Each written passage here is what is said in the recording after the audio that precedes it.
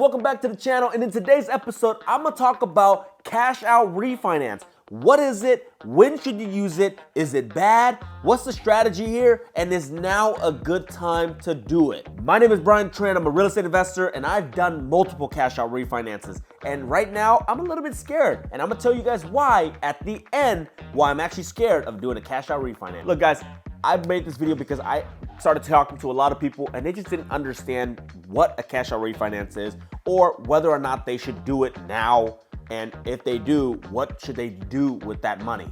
The main reason why I want to make this video today, guys, is because I started talking to a lot of people and they just didn't understand what a cash out refinance is. And especially today with the interest rates being so high, they don't know if it's a good time and if it's the right decision to go ahead and proceed with it.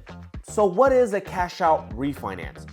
This, guys, has to do with your property. And if your property has equity, basically what you can do is you can borrow against the equity in your home. This is not to be mistaken with what a home equity line of credit is, because that, guys, is short term and the interest rate can fluctuate. With a cash out refinance, this is basically getting another 30-year or another 15-year loan on your property. So let's give you guys a real life example. Let's say I bought a property for $500,000 and the home started to appreciate very rapidly like it did in the last few years. And today it is worth $1 million. So what does that mean? That means technically I have $500,000 in equity. Now, my original loan, just keep simple math, was $500,000, but I have an extra $500,000 in equity. If I do a cash out refinance, and assuming I want to pull out the max I can, and typically banks will give you anywhere from 70 to 75% loan to value. So if the value is $1 million, they'll give you 75% of the value. So therefore, they will give me $750,000. In my original loan, it was $500,000. The new loan is for $750,000. And I want to clarify, it is not $750,000 on top of the $500,000 that I already have. It is going to be a completely new loan. They're going to pay off the original $500,000 loan, and they're going to cut me the difference, which is $250,000. So how much money do I actually put in my pocket after the cash out refinance? And the answer is $250,000. Again, this is just simple. I don't want to complicate it because there are some fees associated with it. There are loan fees, there are appraisal fees, but for the sake of the video, you guys get the gist of it. I'm gonna get the bulk of that money in my pocket when the new loan is created. So guys, let's start off with some of the cons. The first one being that when you do a cash out refinance, you are getting a new loan, which means that it resets the amortization schedule. And if you know much about loans, we know that banks make most of their money in the early years of the loan. So in the beginning 10 to 15 years, most of your loan is just interest payments. You're actually paying down very little principal in the early years of the loan. So every time you do a refinance, you keep on resetting and you're basically paying more and more interest to the bank. Let me give you guys a quick example, okay? Let's say the original $500,000 loan that I had was a 30-year fixed rate. And, I've been living in that house for 2-3 years, which means that, theoretically, in 27 years, I would have paid off that property. But because I'm doing a new loan and I'm getting another 30-year fix, I now have to reset the clock, and now it's gonna take me 30 years to pay off the property. The second con with doing a cash out refinance has to do more with what's going on with the banks today. And the interest rate, guys, as I'm making this video, is very high. And a cash out refinance could cost you anywhere from 5.5% to 7.5% interest rates. And if you bought the property 3 or 4 years ago and you locked it in for 2.5 or 2.75% interest rate, you're gonna see a big bump in your monthly payment. So let's talk about some of the pros. Now, some of the pros, just like the cons, was 3 years ago when the rates were so low, everyone was doing cash out refinance because why?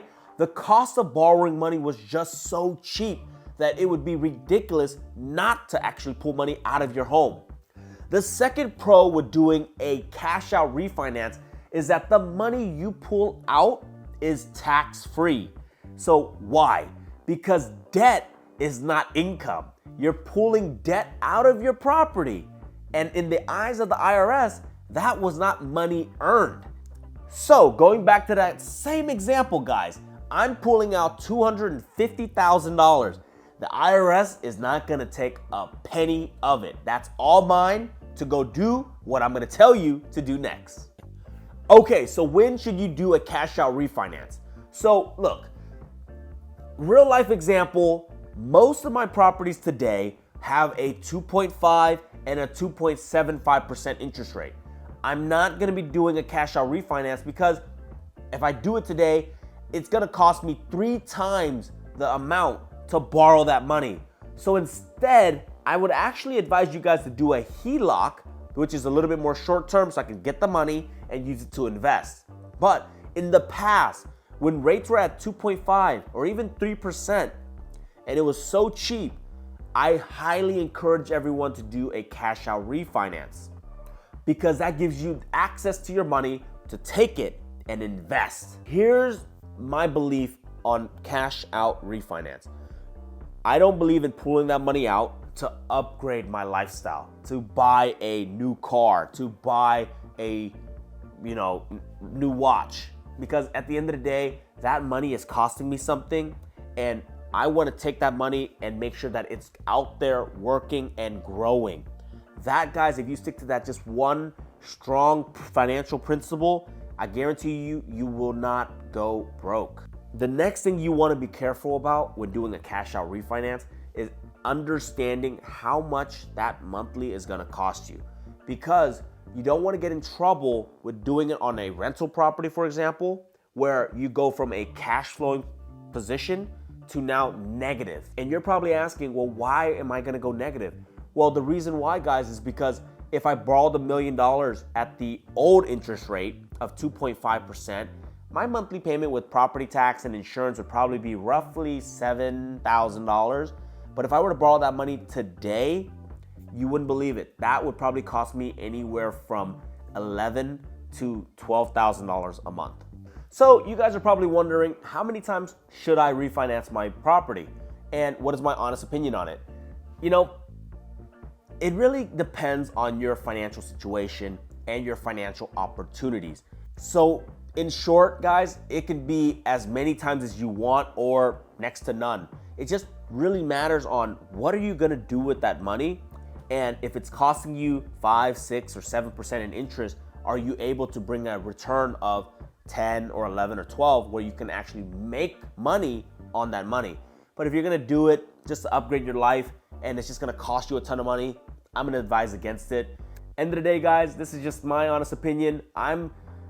In this market, I'm a little bit more of a low risk kind of person, just because tomorrow we can go into a bigger recession, and I don't want to be in a situation where I owe the bank so much that I can't actually cover those payments and then ultimately end up losing my properties. So I'm a little bit more conservative, but if you're high risk, take that money, refinance as many times as you want, and just constantly keep investing. I hope you guys found some value out of this property. I appreciate you guys watching. Hit that subscribe, hit the comments if you guys agree. I'll see you guys in the next video. Peace.